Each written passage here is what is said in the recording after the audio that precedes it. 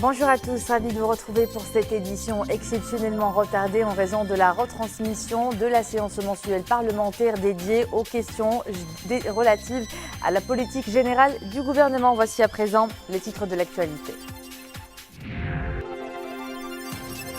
Nouvelle structure médicale de proximité à Casablanca où Sa Majesté le Roi a inauguré hier un centre de soins de santé primaire réalisé par la Fondation Mohamed V pour la solidarité à un coût global de 11 millions de dirhams. À New York, le Maroc prend part à la conférence de l'ONU sur les océans, une rencontre de haut niveau qui planche sur la mise en œuvre de l'objectif de développement durable pour la protection de ces vastes étendues d'eau et de vie. Au menu de notre série consacrée aux caractéristiques architecturales de nos cités, escale dans le petit village de L'Bhadil, non loin de Fès, un oasis de sérénité où les habitations comme le mode de vie local sont visiblement intactes. L'élan de solidarité se poursuit en ce mois béni de Ramadan à l'arrondissement Sidi Othmane à Casablanca. Sa Majesté le Roi Mohamed VI a inauguré hier un centre de soins de santé primaire réalisé par la Fondation Mohamed V pour la solidarité pour un coût global de 11 millions de dirhams. La réalisation de ces structures procède de la volonté royale visant le renforcement de l'offre sanitaire par la mise en place d'une prestation médicale de proximité et de qualité. Souad Anached et Mohamed Aitlishkar. C'est au niveau de l'arrondissement Sidi Othmane à Casablanca qu'a été réalisé le nouveau centre de soins de santé primaire, un centre sanitaire de référence qui permettra l'amélioration de l'accès aux soins de santé de proximité à une population de plus de 50 000 habitants issus des milieux défavorisés de Hay Salama. Le centre de soins de santé primaire inauguré par Sa Majesté le Roi Mohamed VI fait partie du programme socio-médical de proximité pour la région Casablanca-Stade pour la période 2016-2020. Cette nouvelle structure s'intègre en fait dans le programme de soins spécifiques, de prise en charge spécifique mené par la Fondation Mohamed V pour la solidarité et dont l'objectif est de renforcer l'offre de soins ainsi que les infrastructures médicales existantes tout en facilitant l'accès aux soins de santé à travers une mise à disposition équitable justement de l'offre de soins de santé pour les populations défavorisées. Réalisé sur un terrain de plus de 2200 mètres carrés, cet établissement, le nouveau centre de soins de santé primaire de l'arrondissement Sidi Othmane, dispose de salles de consultation, médecine générale, cardiologie, néphrologie, endocrinologie, ophtalmologie, santé mère et enfant, tout comme il dispose de soins d'urgence, de soins bucco-dentaires et d'un espace d'éducation nutritionnelle. Il comprend également un hôpital de jour d'une capacité de 6 lits, un laboratoire, une salle de vaccination, un espace de sensibilisation des mères, une salle de repos, une pharmacie, ainsi qu'un espace associatif. Les travaux de réalisation de ce nouveau centre, inauguré par Sa Majesté le Roi Mohamed VI, avaient été lancés par le souverain le 18 juin 2016. Sur instruction de Sa Majesté le Roi Mohamed VI, une délégation conduite par le ministre de l'Agriculture, de la Pêche maritime, du Développement rural et des eaux et forêts prend part à la conférence de l'ONU sur les océans à New York. Au menu de cette conférence de haut niveau, la mise en œuvre de l'objectif de développement durable 14 qui se veut un changeur de jeu pour inverser le déclin de la santé de ces vastes étendues d'eau. Mohamed Aitlishkar. Minister of Agriculture and Fisheries, Morocco. C'est sur hautes instructions de Sa Majesté le Roi Mohamed VI que le Maroc participe à cette conférence avec une délégation conduite par le ministre de l'Agriculture, de la Pêche maritime, du Développement durable et des eaux et forêts, Aziz Akhnouch, délégation composée de messieurs Salah Eddine Mzouar, président de la COP22, et Omar Hilal, représentant permanent du Maroc auprès de l'ONU. Monsieur Akhnouch souligne d'abord toute l'importance accordée au développement durable par le Royaume du Maroc. Sous les hautes instructions de Sa Majesté le Roi Mohamed VI, le Royaume du Maroc a placé le développement durable au cœur des priorités de son plan de développement Aliotis, lancé en 2009. La Constitution de 2011 est venue pour sa part consacrer le droit au développement durable, confirmant l'engagement de notre pays sous la clairvoyance de Sa Majesté le Roi à reconnaître la primauté des accords internationaux en la matière.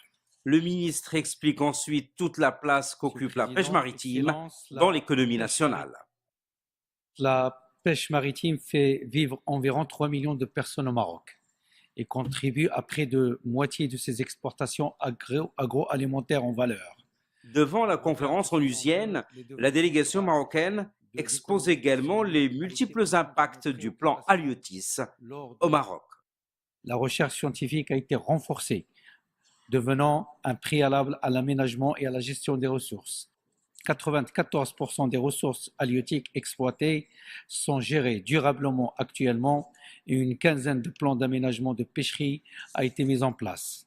L'activité de pêche artisanale a été organisée autour des sites aménagés et l'aquaculture se dote de plans d'aménagement régionaux concertés. L'action du Maroc a également ciblé la création d'aires marines protégées, actuellement au nombre de 3, ainsi que la protection de ces aires marines par l'immersion des récifs artificiels et la définition de zones d'interdiction du chalutage.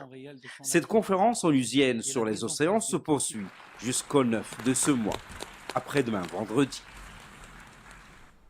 Et lors d'une cérémonie organisée par la Commission océanographique intergouvernementale de l'UNESCO en marge de cette conférence, le Maroc a reçu à l'ONU un prix de l'UNESCO en reconnaissance de ses efforts dans la promotion de l'approche genre dans les sciences halieutiques.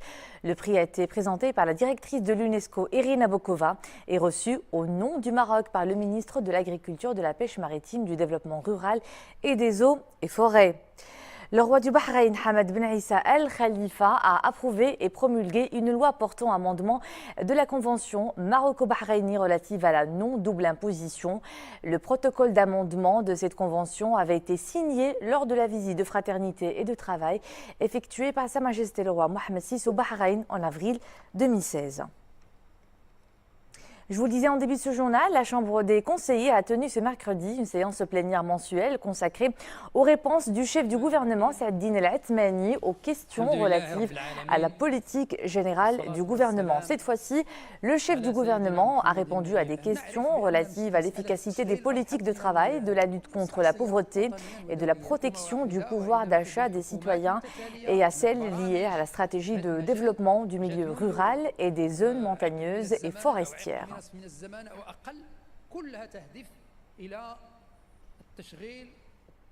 La caravane médicale spéciale Ramadan de la Fondation Mohammed V pour la solidarité fait escale à Taza où elle a offert ses prestations à la population locale.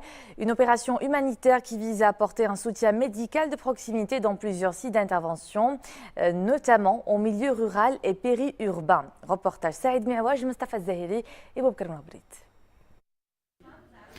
Commune Bni Frassen, province de Taza. Au deuxième jour de son arrivée sur les lieux, médecins et spécialistes de la caravane médicale spéciale Ramadan, organisée par la Fondation Mohammed V pour la solidarité, prodiguent les soins aux 3000 bénéficiaires de cette opération médicale. Sont principalement ciblées les populations démunies et en situation de précarité sanitaire. Ma femme, mes enfants et moi-même avons bénéficié des soins médicaux. J'espère que cela sera de même l'année prochaine. J'attends mon tour pour une auscultation chez l'ophtalmo. Ça va très vite, pas trop d'attente. Je suis venu avec ma fille. Je remercie la Fondation d'avoir pris cette initiative. Nous aurons droit également à des médicaments gratuits. J'attends de voir l'ophtalmo. Je remercie Sa Majesté le Roi pour cette initiative. Une campagne médicale multidisciplinaire. Les unités sont dotées des équipements requis en matière de diagnostic dans plusieurs spécialités. Une opération marquée également par la distribution de médicaments au profit des 2887 bénéficiaires de la commune.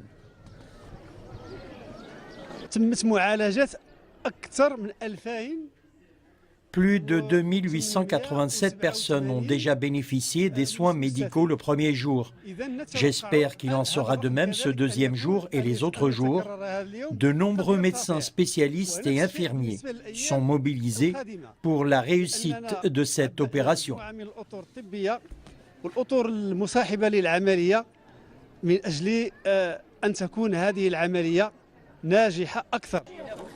La Fondation Mohamed V pour la solidarité œuvre depuis 2003 pour des opérations de proximité ciblant les zones enclavées. Une action humanitaire qui vise également la commune rurale de Arba al-Fouqi, soit un total de 34 douars totalisant 40 000 habitants. Deuxième jour des épreuves du bac, 729 cas de fraude enregistrés contre 1898 l'an dernier.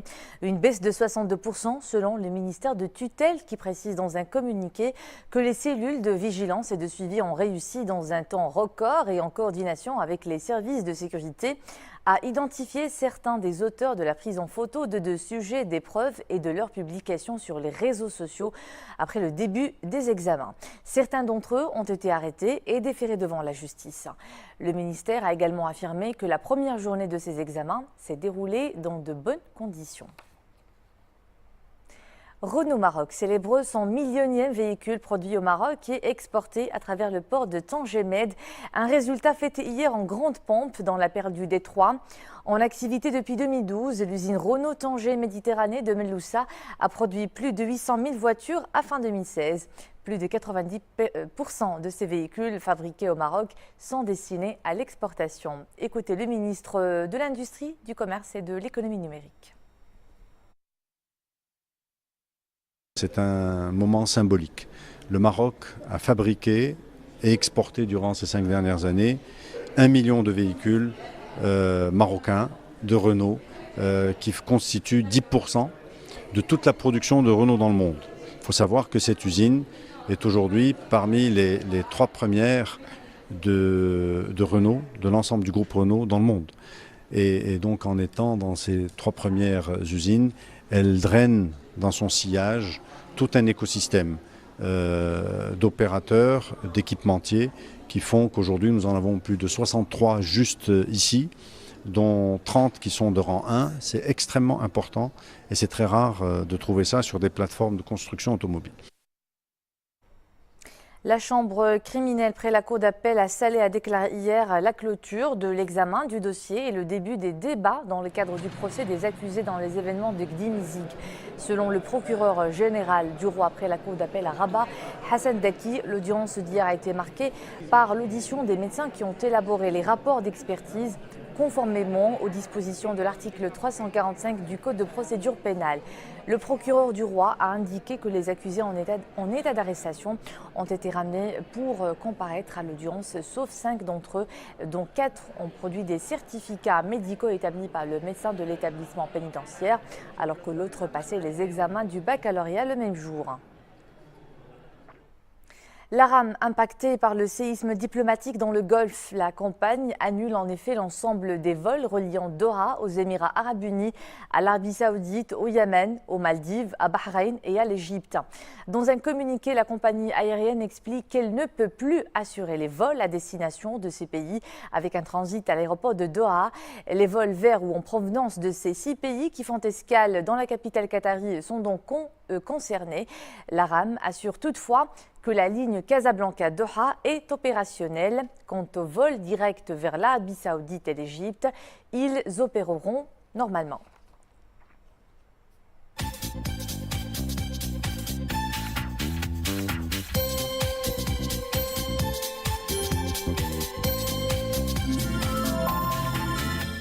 À la une de l'actualité étrangère de ce mercredi, attaque meurtrière en Iran. Le Parlement et le mausolée de l'imam Khomeini à Téhéran ont été visés ce matin par des attaques revendiquées par le groupe terroriste Daesh. Au moins 7 personnes ont été tuées et plusieurs blessés dans ces attentats commis dans des lieux hautement symboliques.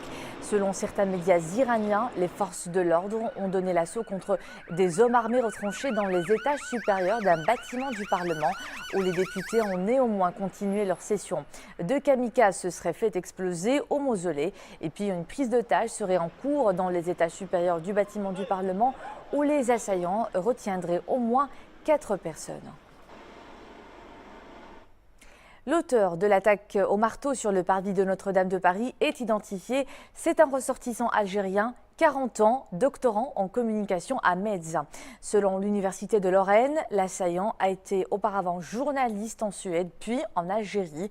Hier après-midi, l'assaillant a tenté de frapper avec un marteau un gardien de la paix sur le parvis de la cathédrale Notre-Dame de la capitale. Un de ses collègues a riposté en utilisant son arme de service avant de neutraliser l'auteur de l'attaque. Mauvais temps en Chine, dans les régions du sud, plus particulièrement où des pluies torrentielles ont provoqué des inondations. Les services météorologiques ont émis une alerte rouge, plus haut niveau en Chine. Les précipitations diluviennes se poursuivent depuis lundi dans certaines provinces. 180 mm de pluie ont été enregistrés en seulement 4 heures. Plus de 4000 personnes sont affectées par ces inondations. Les dégâts matériels se chiffrent à environ 2 millions de dollars. Les autorités météorologiques s'attendent à ce que la pluie continue dans les jours qui viennent.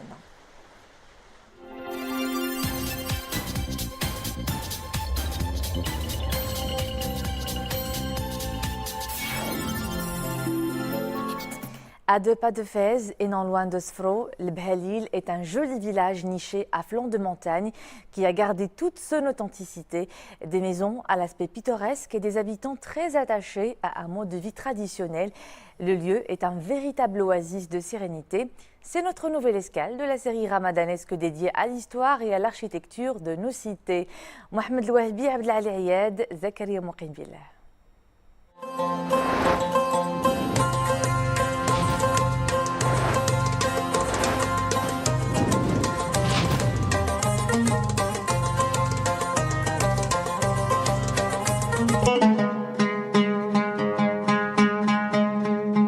Situé à 28 km de la ville de Fès, Bhelil est une petite agglomération édifiée sur une zone de plaine et de collines, avec une grande charge historique et un riche patrimoine. Les experts attribuent le nom de Bhelil à Baha el-Layl, qui signifie le charme de la nuit. La ville a été occupée par les Romains dans l'Antiquité. La rivière Al-Khandaq qui traverse la ville a contribué à façonner son paysage urbain et architectural, constitué de 3 quartiers principaux.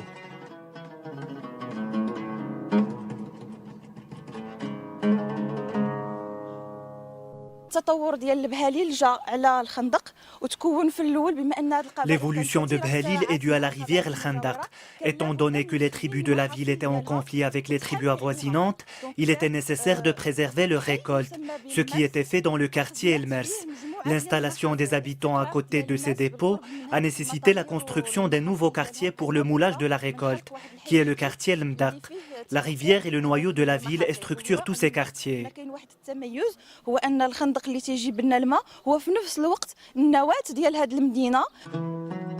Parmi les monuments de Bhelil, il y a la grande mosquée construite au XVIIIe siècle et assurant plusieurs rôles, religieux, défense et protection contre les assaillants étrangers. Les habitations gardent toujours leur caractère authentique dans leur architecture traditionnelle, avec de grandes portes et des fenêtres ornées d'arcades et de tuiles.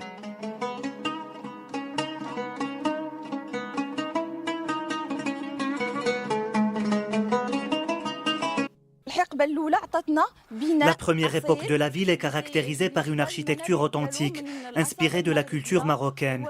C'est une architecture qui favorise l'esthétique. Cela se voit dans les fenêtres ornées en particulier. Il y a aussi des maisons traditionnelles qui ont été édifiées à l'époque du protectorat, avec une superficie plus importante et utilisant de nouveaux matériaux de construction. Bhelil est l'une des anciennes villes traditionnelles. La ville est aussi connue pour ses habitations troglodytes, construites dans des grottes où l'organisation intérieure s'adapte naturellement au climat de la région.